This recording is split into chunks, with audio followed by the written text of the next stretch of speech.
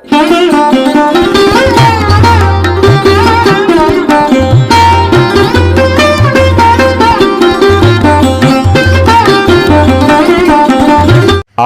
अपहर्तारम दातारम सर्वसंपदाम लोकाभिरामम श्रीरामम भूयो भूयो नमाम्यहम। प्यारे मित्रों, जय श्री राम, जय माता दी। मित्रों, आज आपसे चर्चा करते हैं कार्तिक मास के 20वें अध्याय की पावन कथा की चर्चा।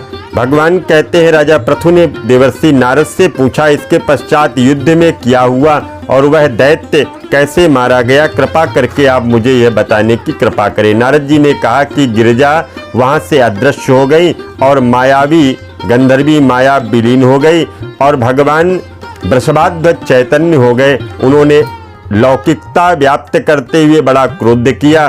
फिर शंकर जलंधर से युद्ध करने लगा।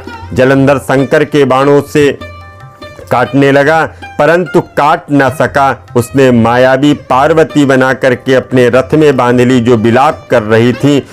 तब उनकी प्रिया पार्वती को इस तरह कष्ट में पड़ा हुआ देख करके शंकर लौकिक लीला करते हुए सांसारिक जनों की तरह व्याकुल हो गए और उन्होंने अग्निपुंज की तरह भयंकर रौद्र रूप को धारण किया। उनके रौद्र रूप को देख करके कई दैत्य उनके सामने खड़ा होने में भी असमर्थता व्यक्त कर रहे थे। यहाँ तक कि शुंभ निशुंभ भी युद्ध में स्थिर होने में असमर्थ नहीं हो सके। जलंधर की सारी माया क्षण में ही नष्ट हो गई और युद्ध में चारों ओर हाहाकार होने लगा। शिव ने उन भागते हुए शुंभ निशुंभ को श्राप दे दिया, बड़ा धिक्कार कहा, और तुम दोनों बड़े दुष्ट हो, तुमने मेरा अपराध किया है। तुम पार्वती को मारते थे, अब युद्ध से क्यों भागते हो? भागते को मारना पाप है, इसीलिए अब तुमको मारूंगा नहीं, परंतु गौरी तुम्हें अवश्य मारेगी। शिव ने ऐसा कह करके समुद्र पुत्र जलंधर को क्रोध के अग्नि के समान प्रज्वलित हो उठा और उसने शिव पर घोर बाणों की वर्षा करके धरती पर अंधकार को फैला दिया। तब उस दैत्य की चेष्टा को देख करके शंकर जी बड़े क्रोधित हुए और उन्होंने अपने बनाए हुए सुदर्शन चक्र को जला करके उनका सिर काट दिया। एक प्रचंड शब्द के साथ उनका सिर धरती पर गिर पड़ा और भयंकर हाहाकार होने लगा।